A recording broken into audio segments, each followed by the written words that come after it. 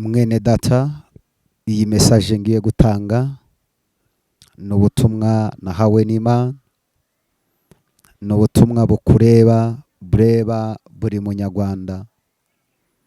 Igihe kigiye kugera ubwo abasengera mu kuri no mu mwuka bagiye kugaragara. Igihe kigiye kugera aho bamwe bazifuza kongera kumva ijwi ry'Imana ntibaribone. Igihe kigiye kugera abantu bari bamaze igihe kinini baratwikiriwe n'Imana, Imana ikabatwikurura ikabashyira ku karubanda, kubera ko benshi bamaze kwimika icyaha. Imana yabakuye kure, Imana yabagiriye neza barushe, Imana yabagiriye neza irabambika, Imana yabagiriye neza ibashyira mu myanya ikomeye ya leta. Abandi bagirira neza ibicazanya n'abakomeye, abandi bakura hasi ibashyira hejuru. Bamaze kurengwa, uyu munsi tuvugana bamaze gutesha agaciro Imana yabakuye aho hantu ikabashyira hejuru. Ndagira nkubwire ngo hari abantu uge kubona bandagaye, benshi bagakugwa n'isoni, abimitse ikinyoma igihe kinini. Imana igiye kubatwikurura bajye ku karubanda. Ubutumwa ngiye gutanga burimo ibyiciro bibiri. Hari abantu bagiye gutesha agaciro Bibiliya, bakayitesha agaciro ari ijambo ry'Imana, bakahindura Bibiliya bagashyiramo amagambo ajyanye n'indamu zabo, kugira ngo abantu bihanaga batinya ijambo ry'Imana riri muri Bible rifite uburakari. Imana ireba igitsura abantu kigatuma bagaruka kuri yo. Igihe kigiye kugera abantu bahindure Bibiliya bayandikemo ibijyanye n'amarari yabo n'ibyo bifuza. Abantu bagiye kuzajya batazongera kubwiriza ubutumwa bwiza bwa Yesu Kristo, bavuge ibijyanye n'ibyo abantu bifuza. Ariko ndagira mbabwire ngo ntabwo ariko kuri. Naratangaye aho abantu basigaye bavuga bati nta guhanura ibyago, nta guhanura ibibi. Reka mbabwire, mu bahanuzi babayeho hari umugabo witwaga Mikaya. Yahanuraga ibyago ku gihugu, agahanura ibyenda kuba, ndetse akenshi yahanuraga ibibi. Bene data, abantu benshi bifuza ubuhanuzi bwiza, bifuza ibintu bijyanye n'amarangamutima yabo. Ariko ndagira mbabwire ngo ntabwo ariko Imana izavuga icyo bashaka ko abantu bavuga. Imana izavuga ikigambiriye ku bwoko bwayo. Imana izavuga ikigambiriye ku banyarwanda. Imana izavuga ikigambiriye ku isi. Ntabwo Imana izavuga ngo nuko abantu bashaka ko bavuga ibyiza badahamura imitima y'abantu. Ariko reka mbabwire, umuntu uzi ubwenge ahunge kandi ahunge icyaha.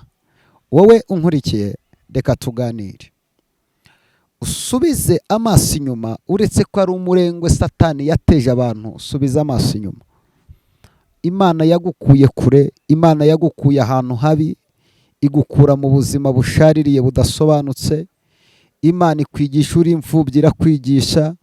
Imana ikurokora mu muryango benshi barataha, ariko wowe Imana iragusiga. Imana yahagararanye nawe kuva mu bwana bwawe kugeza uyu munsi. None umaze kugera aho ugeze, wibagiwe aho Imana yagukuye. Wumva n'ubwenge bwawe bwahakugejeje, ni amashuri, ni umumenyi, ni abakomeye. Ariko reka nkubwire, aho uri wahagejejwe n'Imana. Ni ikimenyimenyi, Imana iramutse igukuyeho amaboko waseba nk'abandi. Ntuzakore ikosa ryo gusiga Imana mu buzima bwawe. Emerera Imana mugendane mu buzima bwawe. Impamvu abantu benshi barimo barakora divorce, ingo zigasenyuka, Yesu bamusize muri dote na resebusiyo, bagenda mu rugo nta Yesu bagendanye. Ndagira nkubwire ngo igihe cyose uzabaho mu buzima utagendana n'Imana uzaseba. Ntukakore ikosa ryo kubura Imana mu ruhande rwawe. Ibintu byose ukeneye banza Yesu imbere. Biravuga ngo mushake ubwami bw'Imana, ibindi ni inyongera. Mwene data, banza ushake Yesu mu ruhande rwawe. Wakoreraga Imana waraguye, wumviraga icyo Imana ikubwiye, uyu munsi ntukicumvira. Imana yavuganaga nawe amagambo akomeye, none uyu munsi uribagiwe. Imana yaragusangaga nijoro ukabyuka ugasenga, uyu munsi uraryama nk'uwadamaraye ntukimenya aho Imana iba. Bamaze gukinga insengero, benshi bagiye mu kabari, abandi bajya mu busambanyi, abandi bakora ibyangwa n'amaso y'Imana, abandi baragambiranirana. Mwene data, reka nkubwire, wowe Yesu aragushaka. Impamvu utarapfa, Imana iragukeneye. Umubiri n'amazi ameneka ntayogwe. Ni ikibindi umuntu atura hasi kikajanjuka ntikizongere kugaruka. Natumwe n'Imana ngo nkubwire ngo garukira aho ugeze. Imana iracyagushaka, Imana iracyagufitiye imbabazi, Imana iracyagukeneye. Ongera wibuke umuhamagaro wahamagawe bwa mbere ugikizwa. Imana irambwiye ngo garukira aho ngaho ugeze mwene data. Yesu aragushaka. Ni iki kigitumije utagikorera Imana? Ni iki kigitumije amasengesho wasengaga uyareka? Mwene data, ese kuteye Imana umugongo yo igukuyeho amaboko ntiwaseba? Niki wageraho utari kumwe n'Imana? Ibuka ahantu Imana yagukuye. Wambaraga ubusa Imana irakwambika. Wari imfubyi Imana ikubakira urugo. Cya gihe ku iseta wabwiye Imana ngo nuntambutse aha nzagukorera. Cya gihe amadeni bagiye guteza cyamunara wabwiye Imana ngo Mana nuramuka unyishuriye nzagukorera. Cya gihe ugwaye ingwara ikomeye ugarukira ku mwobo w'urupfu wabwiye Imana ngo Mana nuramuka undengeye nzagukorera. None ni iki kigitumije utashaka gukorera Imana? Mwene data, uribagiwe. Wibagiwe aho Imana igukuye. Wakuyemo inda uko bwije n'uko bukeye Imana iraceceka. Wambuye mwene se Imana iraceceka, uramugambanira Imana iraceceka. Wahagurukije intambara muri sosiyete Imana iraceceka. Ariko Imana ivuganye nanjye ngo nkubwire aya magambo. Garukira aho ugeze ukorera Imana. Garukira aho ugeze, Yesu aragushaka. Yesu yakumeneye amaraso. Mwene data, Imana iragukeneye. Hunga icyaha, va mu byangwa n'amaso y'Imana. Imana ni wowe ikeneye. Uribagiwe. Imana iri kumbwira ngo nkubwire ngo uribagiwe.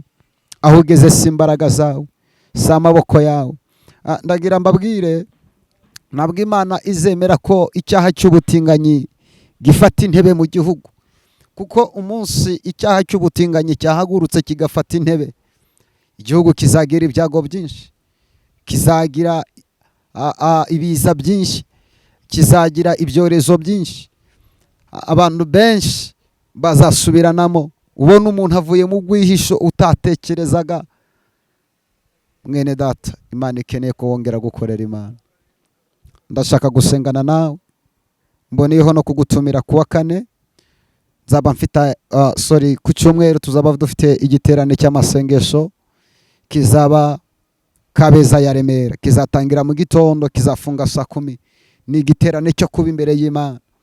Ninjye mwigisha uzaba hari nk'umuvugabutumwa mukuru. Ndashaka uze dusengane Imana. Vaye dusengane Imana. Imana yampaye impano z'ibitangaza. Ariko icyambere ngwino tubanze dusengera ubuzima bwawe bubohoke.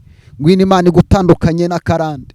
Urakora ntacyo ugeraho, uracuruza ntacyo ugeraho, warashatse urutwa n'utarashatse, wagiye mu mahanga urutwa n'uri muri Afurika. Ibintu byose ugerageza biranga, karande ziragukurura. Ugerageza kubyuka mu gitondo ugasora makeya ufite na yandi makeya ufite agahomba. Ndakwinginze vayo dusengana Imana ku cyumweru tariki 6 z'ukwezi kwa 10 muri uyu mwaka 2024. Azaba ari ku cyumweru, tuzadufite igiterane cy'amasengesho yo kubohoka. Vayo ngo usengera Imana. Ufite imbaraga z'ubugwayi zakubase, ngwino dusengera ubwo bugwayi. Abaganga barananiwe, Imana ntishobora kugutabara hari icyo kishingikirije. Iyo Imana ije kugutabara igasangaho fondasiyo igibanze kayiritura, igatangira ibyo bitazagira umuntu n'umwe byitirirwa. Impamvu Imana yakurekeye muri izo ntambara ugaseba ugakogwa n'isoni, nuko wari ugifite amaboko y'abantu wiringiye. Kuva uyu munsi umaze gutsindwa, kuva uyu munsi umaze kubona ko unaniwe, vayo ngo usengera Imana. Iyo ngwara si yo kukwica, niyo kugira ngo Imana ihabwe icubahiro. Uzaze dusengana Imana kuri iyo tariki 6. Azaba ari ku cyumweru saa 3 za mu gitondo, tuzafunga saa 10. Vayo uzazinduke tubanze dusengane by'umwihariko. Ndashaka kugusengera Imana ikakubohora. Icyambere intego y'icyo giterane no kugira ngo wihane. Icya kabiri, Imana igukure mu buzima budasobanutse. Uhora mu buzima bupfundikanya, buzima bwakubanye bubi, urashariri, urabona nta cyerekezo. Vayo duhamagara Imana. Imana yiteguye kugutabara, Imana yiteguye kukugwanirira. Imana ihaza agasuzuguro k'abanyamahanga. Ndabona hari icyo Imana ishaka. Mwene data, vayo dusenga Imana. Imana yahindura ubuzima bwawe. Nimero iza kuyobora ngiyo hasi kuri ekara yawe, iyo niyo nimero izakuyobora. vayo ku cyumweru tariki 6 duhamagara Imana, tuzatangira mu gitondo tuzageza nimugoroba. azaba ari ibihe byiza byo gusenga. urarushe, urababaye, urabona nta cyerekezo cy'ubuzima ufite, ubuzima bukubanye bubi, agahinda karenda kukwica, wabuze icyerekezo cy'ubuzima, vayo dusengana Imana. Yesu aracyateza ibiganza, aracyari ku musaraba, yiteguye kugutabara. Imana izakugirira neza, Imana yiteguye kugutura umutwaro. vayo dusengane ku cyumweru tariki 6 z'uku kwezi kwa 10, tuzatangira saa 3 hano Kabeza ya Remera. iyo nimero izakuyobora, turashiraho na nimero ya protocol. vayo tuzasengane, Imana iguha umugisha. Shalom.